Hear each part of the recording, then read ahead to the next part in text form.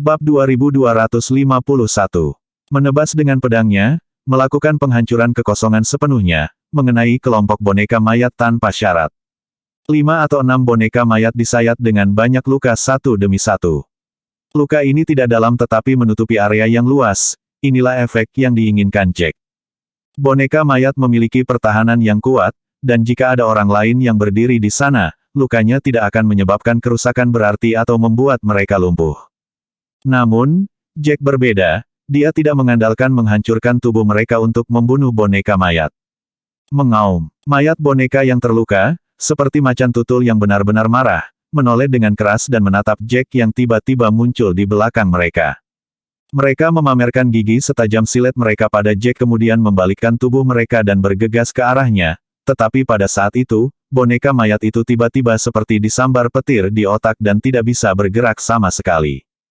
Tubuh mereka bergoyang 2 kali, seolah-olah kehilangan semua energi, dan jatuh ke tanah dengan bunyi gedebuk, kehilangan nyawanya. Luka di tubuh mereka mengeluarkan asap abu-abu hitam dan mengeluarkan suara seperti daging mentah yang sedang dipanggang, tapi tidak ada yang aneh dengan luka itu. Bukan tubuh yang terbakar dan berkarat, tetapi jiwa yang mengendalikan semua gerakan mereka. Saat boneka mayat ini jatuh ke tanah, mata Jack menatap lurus ke arah mereka, seolah-olah matanya tertuju pada tubuh boneka mayat ini. Seperti yang diharapkan, ada energi khusus dalam boneka mayat, dan ketika mereka mati, energi abu-abu pucat seperti asap terlepas dari mereka. Seolah dikendalikan oleh sesuatu, energi ini ditarik menjauh dari tubuh boneka mayat dalam sekejap dan tiba-tiba melonjak ke arah barat. Jack menoleh tiba-tiba untuk melihat sosok yang dikenalnya, masih berdiri tegak, tepat di sebelah barat lokasinya. Itu adalah prajurit ilahi. Pusat di mana energi abu-abu berkumpul adalah tubuh prajurit ilahi. Jadi, apakah itu diserap olehnya? Untuk memverifikasi apakah dia salah, Jack menunjuk jari kakinya dan sekali lagi bergegas menuju kelompok boneka mayat. Pedang panjang hitam di tangannya tidak akan berayun, cahaya pedang menebas kelompok boneka mayat, langsung setidaknya 10 boneka mayat itu menembus tubuh mereka. 15 pedang jiwa berkumpul untuk membentuk kekuatan yang langsung menembus kulit luar mereka dan langsung masuk ke jiwa batin mereka, seperti penggiling daging, satu-satunya jejak jiwa yang tersisa di tubuh boneka mayat itu langsung hancur berkeping-keping oleh penghancur kekosongan. 10 boneka mayat lagi jatuh ke tanah, dan energi abu-abu sekali lagi ditarik dari tubuh boneka mayat. Tubuh lurus dari prajurit ilahi menyerap semua energi ini ke dalam tubuhnya seperti lautan yang tidak bisa diisi. Jack menyipitkan matanya, dia mendambakan kekuatan itu, tetapi itu diserap dengan bersih oleh prajurit ilahi, yang membuatnya sedikit enggan. Sementara pertarungan di dunia darah hampir tak ada habisnya, di luar, selain obrolan, tidak ada yang lain selain konflik antara Paviliun Seribu Daun dan Paviliun Mayat. Sudah berapa lama? Griffin Olsen bergegas ke Howard Olsen dan berkata dengan cemas. Howard Olsen menghitung waktu dalam pikirannya. Kurasa butuh waktu untuk minum teh, ada apa? Griffin Olsen merasakan sebuah batu membebani hatinya dan menarik napas dalam-dalam beberapa kali tetapi malah membuatnya merasa semakin tidak nyaman.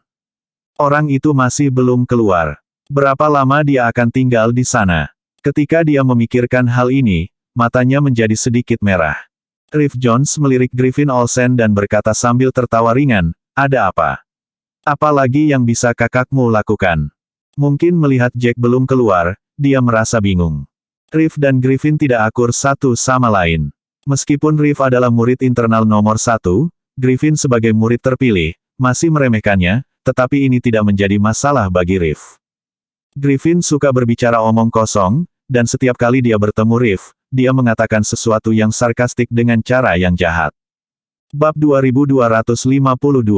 Riff tidak memiliki kesempatan sebelumnya, tetapi sekarang karena Griffin terlihat seperti ini, Riff merasa lega dan tidak bisa menahan diri untuk mengatakan hal-hal sarkastik seperti yang dilakukan Griffin sebelumnya. Pada gilirannya, Griffin sangat marah sehingga wajahnya memerah, dan dia dengan keras memutar kepalanya untuk menatap Riff. Matanya hampir keluar dari rongga matanya, apa maksudmu, Riff Jones? Apa yang meyakinkan atau tidak? Bagaimana kau tahu apa yang ada di pikiranku? Riff mendengus pelan. Siapa yang tidak tahu apa yang ada dalam pikiranmu? Matamu itu belum meninggalkan tempat Jack berada sejak kamu dipindahkan kembali dari dunia darah. kamu pasti sangat ingin melihat Jack setelah dia terluka parah dan dipindahkan kembali ke Divine Void Slope. Griffin mengangkat dagunya dan berkata, apa bedanya bagimu apakah aku ingin melihatnya atau tidak? Ini bukan yang diinginkan siapapun, dan itu pasti akan terjadi. Orang ini belum keluar karena dia sangat cepat dan pandai melarikan diri. Jack memiliki kinerja yang luar biasa di tempat berkumpul untuk roll call. Pada awalnya, Jack tidak melawan Oliver Sayer secara langsung tetapi tetap menggunakan kecepatannya untuk menghindari serangan Oliver. Adegan itu jelas diingat oleh semua yang hadir. Setelah Riff mendengar ini, dia belum membuka mulutnya ketika Theo Garfield melompat ke depan dan berkata, maksudmu kecepatan melarikan diri Jack sangat cepat. Ketika dia mengatakan itu, ada kegembiraan yang tertahan dalam nada suaranya seolah-olah dia telah menemukan jawaban yang dia cari. Griffin mengangguk, dia tidak mengada-ada sebagai alasan untuk mendiskreditkan Jack. Jack memang luar biasa dalam keterampilan melarikan diri, meskipun dia belum pernah dipindahkan ke Divine Void Slope, membuat Griffin lebih dari sedikit tidak yakin dan pasrah di dalam hatinya. Namun, dia merasa bahwa Jack dapat tetap berada di dalam untuk minum teh, semua berkat kecepatan melarikan diri yang lebih cepat dari rata-rata. Theo menghela napas lega setelah melihat Griffin menganggukkan kepalanya. Dia tiba-tiba mencibir, saya pikir pria itu sangat luar biasa dalam hal kekuatan dan bakat, tetapi ternyata dia hanya seorang pria yang hanya tahu cara melarikan diri. Bagaimana mungkin Riff tidak memahami keadaan pikiran Theo hari ini? Tentu saja, dia tidak ingin melihat Jack menunjukkan kekuatan dan bakatnya yang luar biasa. Bagaimanapun, hubungan antara keduanya sudah seperti air dan api. Melihat musuh yang kuat seperti meletakkan hatinya di atas api yang menyala-nyala dan mengukusnya. Riff mencemooh Theo dan berkata, Theo, kamu merasa lega, tetapi jangan lupa bahwa pada tahap kedua, Jack tidak menggunakan banyak kekuatan sama sekali untuk menyelesaikan prajurit ilahi kedua. Kata-kata ini seperti sepanci air dingin yang disiramkan ke kepala Theo, dan wajahnya langsung berubah jelek. Griffin menatap dingin ke arah Riff. Baru saja ketika kamu diam, aku pikir kamu adalah pria yang cocok dengan tindakan untuk situasi, tetapi sekarang tampaknya kamu sama-sama di atas kepalamu. Apa hubungan kekuatan kuat Jack denganmu? Kamu terus berbicara untuk dia seperti itu, apakah dia akan memikirkanmu dengan baik? Riff memiringkan kepalanya dan menjawab dengan acuh tak acuh, memang benar itu tidak masalah bagiku, tapi aku senang melihatmu menderita. Saat dia mengatakan ini, dendam di antara mereka menjadi jelas. Griffin sangat marah hingga wajahnya berubah ungu, jika tidak ada batasan ruang, dia akan bergegas dan melawan Riff. Ketika murid-murid lain dari paviliun penguasa ganda melihat situasinya, mereka buru-buru berbicara untuk menenangkan mereka berdua sementara Nelson Lester masih bertarung di dunia darah. Dalam ketidakhadirannya sebagai pemimpin, dia hanya bisa membiarkan orang lain masuk untuk menenangkan perselisihan ini. Theo paling enggan jika ada yang memuji Jack, dan adegan yang ingin dia lihat adalah Jack diludahkan dan diinjak oleh 1000 orang dengan ganas. Bab 2253. Theo sudah melihat Riff sebagai musuhnya. Jack memang membunuh prajurit ilahi sebelumnya, tapi apa buktinya? Langkah itu mungkin adalah energi yang diperoleh Jack dengan menarik energi hidupnya sendiri untuk pamer. Sudah diketahui dengan baik bahwa di dunia ini, ada metode rahasia untuk mendapatkan energi besar dengan menarik nyawa seseorang. Setelah mendengar ini, Griffin mengangguk kuat dan dengan sengaja meninggikan suaranya agar semua orang di sekitarnya dapat mendengarnya dengan jelas. Theo Brother benar, orang itu hanya berada di tingkat menengah dari tingkat bawaan. Di antara semua orang di sini, dia adalah satu-satunya di tingkat menengah dari tingkat bawaan, namun kekuatan yang dia tunjukkan melebihi lebih dari 50% kekuatan orang di sini. Apa yang memberinya bakat seperti itu? Dia hanya seorang murid yang lebih tua. Dia pasti menggunakan metode rahasia yang menguras hidup, untuk dikenali dan dipuji oleh orang lain. Kata-kata fitnah semacam ini bisa diucapkan dengan santai oleh Griffin, dan dia mengatakannya dengan pembenaran seolah-olah itu benar. Setelah mendengarkan itu, orang-orang di sekitarnya juga merasa apa yang dia katakan sangat masuk akal. Jack baru saja berada di tahap menengah dari tingkat bawaan. Di antara lebih dari 180 orang di sini, hanya Jack yang berada di tahap itu, dan yang lainnya, tanpa kecuali, memiliki kultivasi tahap akhir tingkat bawaan. Namun, ketika menghadapi prajurit surgawi kedua, dia telah menunjukkan kekuatan yang mengejutkan semua orang, mengalahkan 50% orang di sini, yang membuat orang bertanya-tanya apakah Jack telah menggunakan beberapa teknik rahasia. Jika tidak, Jack memiliki bakat luar biasa. Griffin berkata bahwa Jack hanyalah murid yang lebih tua di antara paviliun berdaulat ganda, bahkan bukan murid terpilih, dan itu cukup bukti bahwa Jack tidak memiliki bakat untuk menjadi murid terpilih. Sepertinya pria ini benar-benar tidak peduli dengan apapun demi reputasinya sendiri, dia bahkan menggunakan teknik rahasia yang menguras energi hidupnya untuk meningkatkan energi serangannya, kurasa kepalanya terjepit di gerbang besi besar. Kakak benar, orang biasanya tidak akan melakukan hal yang merusak diri sendiri ini. Hal-hal seperti memperpanjang energi kehidupan seseorang atau menarik tubuh seseorang adalah teknik rahasia yang tidak dapat digunakan dengan mudah dengan mengorbankan masa depan. Pria itu tidak memiliki keraguan tentang itu, bisa mendapatkan reputasi di depan semua orang. Ini benar-benar membuka mata saya. Setelah kata-kata ini, orang banyak sudah melihat Jack sebagai pria yang berada di atas kepalanya. Riff menyipitkan matanya, meskipun dia tidak mengenal Jack dengan baik sebelumnya. Dia tidak ingin mendengar murid-murid sekte lain menjelek-jelekkan murid-murid paviliun berdaulat ganda. Dia bukan tipe orang seperti Griffin yang demi kepentingannya sendiri, tidak memperhatikan wajah paviliun berdaulat ganda. Dia terbatuk pelan dan berkata dengan keras, jika dia benar-benar menggunakan teknik rahasia untuk menarik energi kehidupan dan masa depannya secara berlebihan, maka tidak mungkin dia bisa tinggal di dunia darah begitu lama. Setelah Anda menggunakan teknik rahasia ini, Anda harus menyelesaikan pertempuran dalam waktu singkat, dan semua orang tahu bahwa teknik rahasia ini memiliki efek waktu, itu tidak dapat mempertahankannya sampai sekarang. Penjelasan dari Riff baru saja membuat orang banyak berpikir ulang ketika beberapa kata dari Griffin membawa mereka kembali ke pemikiran awal mereka. Bukankah aku sudah mengatakan semuanya sebelumnya?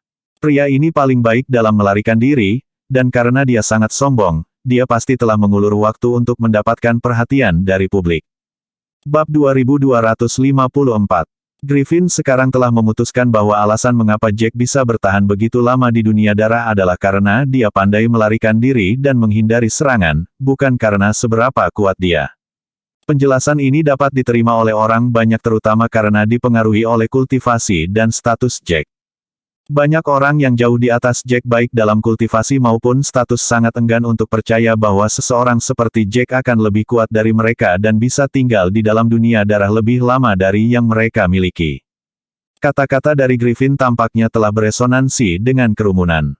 Kakak ini benar. Jika seseorang pandai melarikan diri, mereka memang bisa tinggal di dunia itu untuk waktu yang lama, tetapi perilaku seperti ini, selain bisa berkeliaran di dunia itu untuk jangka waktu yang lebih lama, tidak memiliki efek lain. Benar, itu hanya tindakan untuk terlihat lebih baik dari yang lain, tindakan yang benar-benar sia-sia. Orang lain berada di dunia berdarah, dengan sepenuh hati berurusan dengan boneka mayat, tetapi dia di dunia, penuh dengan dirinya sendiri mencoba membuat reputasi di depan orang lain, setiap orang. Banyak orang tidak terkesan dengan Jack dan tidak memiliki dendam terhadapnya, jadi mereka tidak berbicara belak-belakan seperti musuh Jack. Namun, arti dari kata-kata ini dengan sopan menyatakan bahwa mereka sangat membenci apa yang telah dilakukan Jack di dunia darah, tetapi hanya untuk memperjuangkan reputasi itulah dia telah melakukan tindakan yang tidak berarti. Apa gunanya tinggal di dunia itu untuk waktu yang lama? Tak satu pun dari para Divine Warrior di depan kami menghilang, jadi apa gunanya berlari cukup cepat? Lihat, kalian, prajurit surgawi kedua di depan murid paviliun mayat juga telah menghilang. 120 boneka mayat, masing-masing 30 mewakili seorang prajurit ilahi. Hilangnya dua prajurit ilahi membuktikan bahwa pria bertopeng di dunia darah telah membunuh setidaknya 60 boneka mayat. Kerumunan sangat terkejut setelah melihat pemandangan ini. Banyak orang memandang dengan kekaguman iri pada posisi di mana pria bertopeng itu sebelumnya. Dia menggunakan kekuatannya sendiri untuk membuktikan bahwa murid paviliun mayat memang sangat berbakat. Semakin menonjol kinerja pria bertopeng itu, semakin banyak kekurangan orang lain yang muncul. Beberapa orang mengatakan beberapa kata sarkastik lagi, itu sama dengan tinggal di dunia darah untuk waktu yang lama, tetapi beberapa orang mampu membunuh 60 boneka mayat, yang lain yang mendapatkan keuntungan dengan tipu daya bahkan tidak membunuh 30 boneka mayat. Menurutmu berapa lama pria itu, Jack, akan berkeliaran di dunia darah?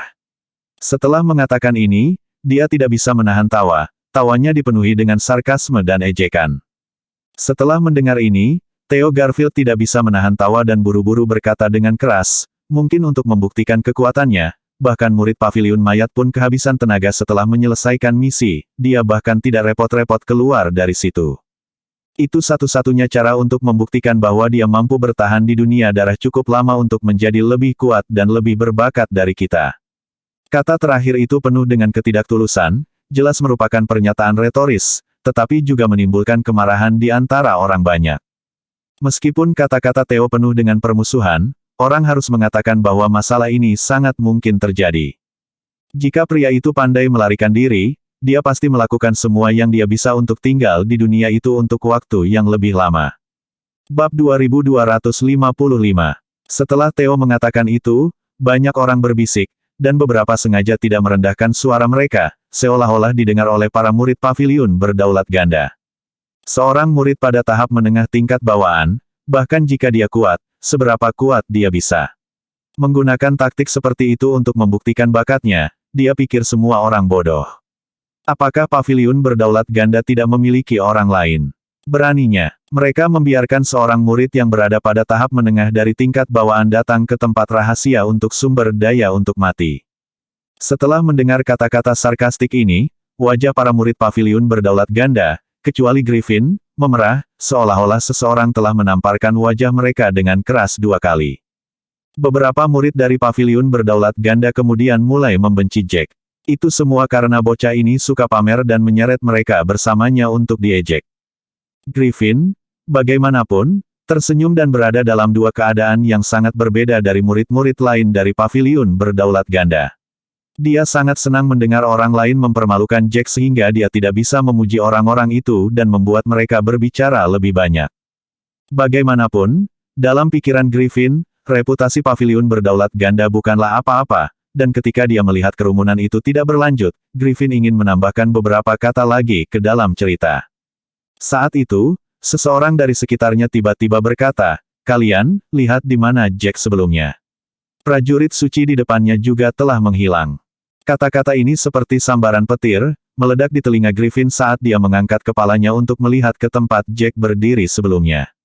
Seperti yang dikatakan pria itu, prajurit suci, yang seharusnya berdiri tegak dengan senjata di tangan, telah menghilang di beberapa titik. Adegan ini dengan cepat dilihat oleh semua orang. Mereka yang baru saja mengejek Jack dan hanya tahu bagaimana melarikan diri, langsung merasa seperti 100 lalat besar dijejalkan ke dalam mulut mereka, tidak bisa berkata apa-apa. Theo tampak seperti seseorang telah mencekik tenggorokannya, wajahnya memerah karena sesak napas, tidak dapat mempercayai apa yang dilihatnya.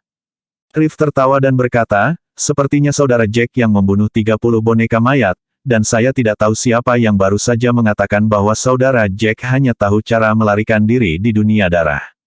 Mereka yang mengatakan saudara Jack hanya tahu caranya, untuk berpura-pura, apakah mereka membunuh 30 boneka mayat seperti saudara Jack? Beberapa kata ini seperti tamparan yang terdengar di wajah mereka yang baru saja mengejek Jack, banyak dari mereka bahkan belum pernah memasuki dunia darah. Meskipun yang lain telah memasuki dunia darah, tidak mungkin membunuh 30 boneka mayat. Padahal tingkat kultivasi boneka mayat itu hanya pada tahap awal tingkat bawaan dan tidak tahu cara menggunakan seni bela diri. Namun, jumlah 120 boneka mayat terlalu banyak, dan jumlah yang begitu besar benar-benar di luar toleransi orang-orang ini. Selama pertempuran, mereka tidak hanya harus membunuh boneka mayat di depan mereka, tetapi mereka juga harus mencegah boneka mayat lainnya menyerang mereka, dan sangat sedikit dari mereka yang bertahan di bawah serangan kawanan. Di mata mereka, membunuh 30 boneka mayat bukanlah sesuatu yang bisa dilakukan orang biasa. Jika seseorang dengan kekuatan luar biasa telah membunuh 30 boneka mayat, mereka dapat menerimanya. Namun, seorang murid pada tingkat menengah dari tingkat bawaan, yang bahkan bukan murid terpilih, telah melakukannya. Dia jelas lebih kuat dari mereka semua di sana, yang tidak diragukan lagi memukul kepercayaan diri mereka. Suara Riff seperti pedang tajam yang menembus, dengan kejam menusuk hati Theo dan Griffin. Bab 2256. Kakak Griffin benar, kakak Jack pandai melarikan diri, tapi aku hanya punya pertanyaan di benakku, bisakah kakak Griffin menjawabnya untukku? Apakah membunuh boneka mayat itu sesuatu yang bisa dilakukan jika kamu hanya bisa berlari cepat? Pertanyaan itu diajukan dengan tajam, Atau mungkin bukan pertanyaan sama sekali, dan semua orang di sini tahu jawabannya bagaimana mungkin membunuh boneka mayat hanya dengan melarikan diri.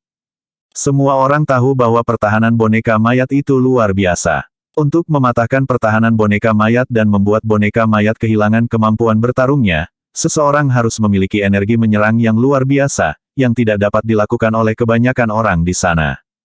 Bahkan jika seseorang berhasil melakukannya, tidak mungkin melakukannya di bawah serangan segerombolan boneka mayat. Ekspresi Griffin tidak berbeda dengan makan kotoran, kata-kata dari Riff ini untuk menuduhnya. Lagi pula, baru saja Griffin mengoceh, menggambarkan Jack dengan buruk dan berpikir bahwa satu-satunya alasan dia tidak keluar adalah karena dia pandai melarikan diri.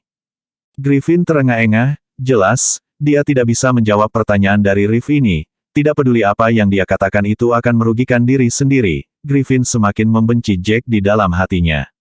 Dia menemukan bahwa selama dia melawan Jack, apapun yang terjadi, dialah yang akan kalah. Theo juga tanpa ekspresi dan tidak mengatakan apa-apa. Pria bertopeng di dunia darah, memegang parang, terus menebas boneka mayat yang menjulurkan cakar tajam ke arahnya. Petir menyambar di atas parang seolah-olah parang telah direndam dalam awan guntur selama ribuan tahun. Petir pada bilahnya menyala ungu hitam, dan setiap boneka mayat yang menerjangnya akan terpotong oleh pertahanan petir. Pang! Bagaikan kilat menyambar tanah, setiap kali pria bertopeng itu mengayunkan parangnya, petir ungu hitam menyambar boneka-boneka mayat itu. Kulit boneka mayat dipukul, menghitam dan membusuk. Energi guntur menahan roh jahat, dan boneka mayat ini milik makhluk jahat, jadi di bawah serangan kuat energi guntur, tubuh boneka mayat hancur berkeping-keping dengan tanda darah hitam di mana-mana. Dua boneka mayat lagi, di bawah tebasan parang yang terus-menerus, jatuh di kaki pria bertopeng itu, yang meludahkan dengan dingin, 85. Ini sudah menjadi boneka mayat ke-85 yang telah dia bunuh, dan sekarang tanah sudah ditutupi dengan mayat boneka mayat, beberapa di antaranya hancur berkeping-keping, sementara yang lain hanya memiliki lengan, atau kaki yang tersisa. Pria bertopeng itu terengah-engah, energi sejati yang mengalir di pembuluhnya sudah semakin tipis, meskipun kekuatan pria bertopeng itu jauh lebih kuat daripada orang normal, dan bakatnya bahkan lebih kuat daripada yang lain tetapi tidak peduli apa, dia hanya pada tahap akhir dari tingkat bawaan. Bahkan jika kultivasinya pernah mencapai tingkat pemadatan musim semi, bagaimanapun juga, dia telah menekan kultivasinya karena dia harus memasuki tempat rahasia untuk sumber daya. Jadi sekarang dia tidak bisa mengerahkan energi yang dia miliki ketika dia benar-benar menang. Hasil dari gerakan yang terus-menerus adalah energi sejati mengalir deras, dan dia memperhatikan bahwa semakin banyak boneka mayat yang dia bunuh, semakin ganas boneka mayat yang tersisa diserang. Pada saat ini, boneka mayat di depannya benar-benar gila, dan warna darah di antara mata mereka menjadi semakin intens. Sekarang pria bertopeng itu berdiri di depan boneka mayat ini, seperti sepotong daging lemak segar dan lezat yang ditampilkan di depan binatang buas yang lapar. Mereka menerkam dengan liar, terlepas dari hidup atau mati. Alis pria bertopeng itu berkerut saat dia menunjuk jari kakinya dan dengan panik mundur. Sekarang dia memiliki kurang dari 60% energi sejatinya di tubuhnya, dia tidak bisa menyia-nyiakannya sedikitpun. Bab 2257. Bunuh boneka mayat paling banyak dengan kekuatan paling sedikit. Dengan mengurangi aliran energi sejati, kekuatan serangan juga menjadi lebih lemah dan kecepatan membunuh musuh secara alami melambat. Adegan yang sama disajikan bersama selama dunia karakter yang berbeda. Tidak hanya pria bertopeng yang menghadapi penipisan dramatis energi sejatinya, tetapi Graham Elliot juga memiliki kekhawatiran yang sama, karena energi sejati internalnya juga cukup terkuras, tetapi masih ada 80 atau 90 boneka mayat di depannya, menatap padanya dengan sungguh-sungguh. Graham menarik napas panjang dan membuat pilihan yang sama dengan pria bertopeng, menurunkan konsumsi energi sejati di tubuhnya. Tujuan mereka adalah untuk menyelesaikan operan, bukan untuk membunuh boneka mayat di depan mereka dengan panik. Seiring berjalannya waktu, semakin banyak orang, dari dunia darah, terluka parah dan kemudian dipindahkan kembali ke lereng kekosongan ilahi, dan secara bertahap hanya 10 orang yang tersisa di dunia darah. Masing-masing dari 10 orang ini, selain Jack, adalah yang terbaik dalam asosiasi klan. Baik bakat dan kekuatan mereka adalah yang terbaik. Pada saat ini, di lokasi Nelson Lester, salah satu prajurit ilahi di depannya juga akhirnya menghilang. Ini berarti Nelson telah berhasil membunuh 30 boneka mayat. Penampilannya dapat dianggap baik yang diharapkan maupun yang tidak terduga. Nelson awalnya dianggap yang terkuat dari paviliun berdaulat ganda, tetapi sekarang, tampaknya meskipun dia memang cukup kuat, dia bukan yang terkuat di paviliun berdaulat ganda. Jack telah membunuh 30 lama yang lalu, dan sekarang dia masih belum dipindahkan, yang membuktikan bahwa dia bertahan, atau dia masih membunuh. Griffin bergumam, kenapa dia belum keluar? Ini tidak adil. Ketika mengucapkan kata-kata ini, Griffin sedikit kesurupan, dia benar-benar terkejut saat ini. Howard Olsen berbicara dengan cemas begitu dia melihat tatapan saudaranya ini, apakah kamu baik-baik saja saudara? Jangan terlalu banyak berpikir, mungkin orang itu. Howard tiba-tiba terdiam, sebenarnya, dia tidak tahu kata-kata apa yang harus dia gunakan untuk menghibur Griffin saat ini. Lagi pula, dia tahu itu lebih baik daripada siapapun di hatinya. Dendam antara saudaranya dan Jack tidak pernah bisa diselesaikan, mereka berdua tidak saling menyukai, dan mereka berdua ingin satu sama lain menderita kematian yang menyedihkan, dan dengan lawan mereka yang semakin kuat, tidak ada yang akan berada dalam keadaan baik, suasana hati. Bahkan jika orang lain mengucapkan kata-kata yang paling menghibur, dia tidak akan merasa lebih baik, lihat teman-teman. Para murid paviliun mayat telah membunuh 90 boneka mayat, dan dia hanya memiliki satu rintangan terakhir yang tersisa. Rintangan terakhir mewakili prajurit surgawi terakhir yang diselimuti oleh cahaya merah. Ada 4 prajurit ilahi secara total, dan dia sudah membersihkan 3 dari mereka. Hanya ada 1 yang tersisa, masih bersikeras untuk berdiri jauh. Karena begitu banyak yang telah dikalahkan, yang terakhir itu tidak lagi dianggap sebagai penghalang. 30 boneka mayat yang tersisa terlalu sederhana untuk dibunuh oleh pria bertopeng itu. Pria bertopeng itu akan menyelesaikan misi yang tampaknya mustahil ini. Pada saat ini, seorang murid paviliun 1000 daun berteriak, saudaraku Graham juga telah membunuh 90 boneka mayat. Pada titik ini, mata orang banyak melihat kembali ke tempat Graham sebelumnya, dan memang seperti yang dia katakan, prajurit suci di depannya juga meninggalkan satu. Bab 2258. Benar saja, para master dari sekte kelas 4 jelas lebih kuat daripada mereka yang berasal dari sekte kelas 3. Lihat, orang bernama Jack itu sebenarnya telah membunuh 60 boneka mayat. 2 prajurit Void ilahi telah menghilang dari hadapannya. Seseorang berteriak kaget. Semua orang terkejut dengan apa yang dikatakan orang itu dan hampir semua orang melihat ke arah tempat Jack berada. Benar saja, 2 prajurit Void ilahi telah menghilang. Banyak dari mereka membuka mulut karena terkejut. Saya ingat bahwa dia hanya di tahap menengah dari tingkat bawaan. Bagaimana dia bisa mengatur ini ketika dia hanya di tahap menengah dari tingkat bawaan? Apakah dia telah menggunakan keterampilan rahasianya terus-menerus? Orang lain berpunuk dengan dingin dan berbicara dengan ekspresi acuh tak acuh di wajahnya. Tidak bisakah kamu berpikir 2 kali sebelum berbicara? Bagaimana Jack dapat melanjutkan untuk waktu yang lama bahkan jika dia menggunakan keterampilan rahasia? Orang ini benar. Bahkan jika Jack menggunakan keterampilan rahasia dan mengorbankan hidupnya, dia hanya akan bisa mendapatkan sedikit waktu sebagai balasannya. Setelah efek dari skill rahasianya habis, dia akan memasuki tahap penurunan. Pada saat itu, dia akan kehilangan lebih dari 70% kekuatannya. Biasanya, seseorang hanya akan menggunakan keterampilan rahasia dalam keputusasaan sebagai upaya terakhir. Jika tidak, kerugiannya lebih besar daripada keuntungannya. Pada awalnya, semua orang mengira Jack akan bertindak seperti yang disebutkan Griffin. Mereka berpikir bahwa dia akan menghabiskan hidup dan potensi tersembunyinya untuk terlihat baik di depan orang lain. Namun, tampaknya tidak demikian. Bagaimana seseorang yang mampu membunuh 30 boneka mayat melakukan hal yang begitu bodoh? Sepertinya sekte kelas 3 juga memiliki banyak bakat tersembunyi. Murid dari paviliun 1000 daun menghela nafas dan meratap. Setelah dia berbicara, orang-orang di sekitarnya segera terdiam. Tidak ada yang membantah karena dia mengatakan yang sebenarnya dan tidak ada dari mereka yang tidak dapat menemukan alasan untuk membantah apa yang dia katakan.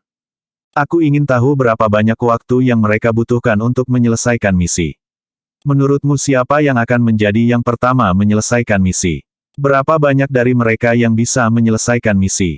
Serangkaian pertanyaan secara bertahap menarik pikiran mereka menjauh dari Jack.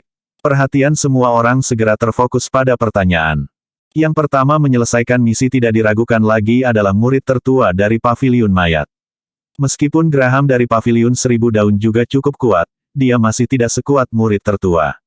Salah satu murid dari klan asal kekacauan berbicara dengan lugas seolah-olah dia tidak takut menyinggung orang lain. Murid-murid Paviliun Mayat bangga ketika mereka mendengar apa yang dikatakan orang ini. Namun, para murid dari Paviliun Seribu Daun merasa bahwa orang ini tidak tahu bagaimana berbicara. Dia berasal dari salah satu sekte utara tetapi dia berbicara atas nama Paviliun Mayat. Namun, tidak ada murid dari Paviliun Seribu Daun yang mengajukan keberatan. Bagaimanapun, mereka tahu di dalam hati mereka bahwa orang ini benar dan analisis mereka masuk akal. Kakak senior mereka Graham kuat tetapi dia sedikit lebih lemah dari pria bertopeng. Pria bertopeng itu berbalik ke satu sisi dan menghentikan serangannya. Dia menarik parang dari tubuh boneka mayat dan darah berwarna hitam menetes di sepanjang bilahnya. Tampaknya ada kilat yang menyambar di atas bilahnya dengan suara berderak. Darah hitam terbakar saat petir dilepaskan dan berderak dengan panas yang dilepaskan. Dengan ledakan keras, boneka mayat ke-109 langsung jatuh ke tanah dan debu beterbangan kemana-mana. Bab 2259. Tatapan dingin melintas melewati mata pria bertopeng itu. Dia mengangkat kepalanya dan melihat ke arah 11 boneka mayat terakhir. Pada saat ini, jumlah boneka mayat yang tersisa bukanlah ancaman baginya. Namun, pria bertopeng itu tidak merasa lega. Lagi pula, semakin banyak boneka mayat yang dia sembelih, semakin gila boneka mayat yang tersisa. Dia mencoba yang terbaik untuk mengendalikan konsumsi energi sejatinya, tetapi energi sejatinya hampir habis saat boneka mayat menjadi semakin gila. Ini sangat sulit. Pria bertopeng itu tidak bisa menahan diri untuk tidak mengeluarkan kata-kata kotor. Selusin orang yang masih berjuang secara mandiri di dunia darah menghadapi tantangan mereka masing-masing dan tidak ada dari mereka yang memiliki waktu santai. Ada terlalu banyak musuh dan itu memenuhi pepatah. Mereka akan menghabiskan musuh bahkan jika mereka tidak bisa membunuh penantang ini. Boneka mayat ini menghabiskan energi sejati penantang. Huff. Jack menghela napas dalam-dalam. Dengan satu langkah kakinya, dia mundur 10 meter jauhnya. Kelompok boneka mayat telah menerkam ke tempat dia semula berdiri sambil melambaikan cakar dan taring mereka. Aku sedang tidak ingin membuang waktu dengan kalian. Jack bergumam. Dia sudah mempelajari semua yang perlu dia ketahui. Seiring berjalannya waktu, dia juga telah membuang banyak energi sejatinya. Namun, perbedaan antara dia dan yang lain adalah bahwa energi sejatinya digunakan pada hukum ruang. Penggunaan Destroying the Void tidak menghabiskan banyak energi sejati Jack. Lapisan kabut hitam keabu-abuan menutupi pedang hitam itu. Rasanya seperti ada semacam akselerator yang perlahan-lahan terbakar di pedang. Jack mengerutkan kening dan melangkah maju sebelum mengayunkan pedangnya ke arah 5 boneka mayat yang terdekat dengannya. Aura pedang tajam merobek kulit boneka mayat sebelum kekuatan menghancurkan void masuk ke tubuh mereka melalui luka. Bang, bang, bang, 5 boneka mayat lainnya jatuh ke tanah. Jack tidak melihat ke arah mayat-mayat itu dan sekali lagi mengangkat pedangnya untuk terus menyerang. Itu adalah gelombang suara lain sebelum 6 boneka mayat lagi jatuh. Kekuatan menghancurkan kekosongan sedang menunjukkan performa terbesarnya di dunia darah. Keterampilan bela diri yang berfokus pada jiwa membuat pertarungan melawan boneka mayat menjadi sangat mudah. Kekuatan pertahanan yang kuat adalah mimpi buruk bagi para seniman bela diri. Namun, ini bukan apa-apa bagi Jack.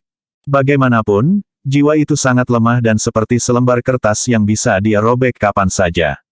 Di Divine Void Slope, 160 orang yang tersisa sedang melihat ke tempat-tempat di mana mereka yang tidak diangkut kembali awalnya berdiri dalam keheningan.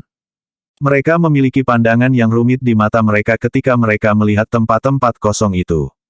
Tampaknya menjadi campuran penyesalan, ratapan, kecemburuan dan kecemburuan. Orang-orang ini belum diangkut keluar sampai sekarang. Ini berarti bahwa mereka masih mampu bertarung. Bahkan orang yang paling lemah membunuh setidaknya 60 boneka mayat. Sekarang, tidak ada yang berani mempertanyakan bakat dan kemampuan mereka yang tersisa. Ah! Teriakan nyaring terdengar diikuti oleh bunyi gedebuk tanpa suara. Nelson jatuh dengan keras ke tanah. Pada saat ini, Nelson sangat malu dan tidak lagi terlihat seperti pemuda tampan. Jika wajahnya tidak cukup bersih, orang lain akan mengira bahwa dia pengemis sembarangan. Baju putihnya sobek oleh cakar wayang dan yang lain bisa melihat bekas cakar berdarah di tubuhnya di belakang strip. Ada juga bekas-bekas taring wayang. Rambutnya yang semula diikat kini berserakan di bahunya, terlihat sangat menyedihkan karena wajahnya memerah dan bengkak. Para murid dari paviliun berdaulat ganda segera bertanya ketika mereka melihat keadaan Nelson yang memalukan. Saudara senior Nelson, apakah Anda baik-baik saja? Apakah Anda terluka parah? Nelson tersenyum pahit dan luka-lukanya mulai terasa sakit saat dia menarik sudut mulutnya. Bab 2260 Nelson merasa bahwa dia dalam keadaan yang memalukan sekarang. Energinya yang sebenarnya telah benar-benar habis dan ada begitu banyak luka di tubuhnya. Jika dunia darah tidak mendeteksi bahwa dia tidak lagi mampu bertarung, dia mungkin mati di tempat pada detik berikutnya. Dia tidak dapat bertarung setelah mencoba yang terbaik untuk membunuh 60 boneka mayat. Setelah menghabiskan energi sejatinya, dia memotong lengan boneka mayat. Dia masih ingat hal terakhir yang dia lihat di dunia darah. Lengan boneka mayat itu dikirim terbang ke langit dan dia juga jatuh dalam keputusasaan. Tidak ada yang mengerti situasinya lebih dari dirinya sendiri pada saat itu. Dia tidak memiliki dukungan energi sejati dan terluka parah. Dia sudah bersiap untuk yang lebih buruk. Untungnya, dia dipindahkan kembali ke Divine Void Slope pada saat yang genting. Pikiran-pikiran ini melintas di benaknya dan dia menghela napas dalam-dalam. Meskipun dia aman sekarang, dia masih takut dengan apa yang terjadi. Murid-murid paviliun berdaulat ganda memandang ke arah Nelson dengan khawatir. Nelson adalah pemimpin tim mereka dalam perjalanan ke tempat rahasia untuk sumber daya ini. Murid-murid lain dari paviliun penguasa ganda mengaguminya karena kekuatan, rasa tanggung jawab, dan bakatnya yang luar biasa. Mereka juga sangat menghormatinya setelah perjalanan ini. Kakak Nelson, minumlah beberapa pil untuk memulihkan lukamu. Riff mengingatkan Nelson ketika dia melihat Nelson hanya duduk diam, tenggelam dalam pikirannya sendiri. Dia tahu bahwa Nelson pasti terluka di dunia darah dari penampilannya. Lagi pula, mereka berada di lingkungan yang sama sekali asing dan tidak ada yang tahu apa yang akan mereka hadapi saat berikutnya. Cara terbaik untuk menghadapi keadaan darurat seperti itu adalah dengan menjaga diri mereka dalam kondisi yang optimal. Nelson tertegun sejenak sebelum akhirnya bereaksi. Dia mendongak dan tersenyum pada Riff sebelum mengambil pil dari cincin penyimpanannya dan menelannya. Kekuatan obat langsung mulai bekerja di tubuhnya, membantunya menyembuhkan meridiannya yang rusak dan luka dalam lainnya. Dia perlahan menutup matanya dan melakukan segel dengan tangannya. Setelah 15 menit, dia membuka matanya setelah dia berhasil menekan luka internalnya. Dia tanpa sadar melihat sekeliling karena apa yang paling dia pedulikan saat ini adalah keselamatan murid paviliun berdaulat ganda.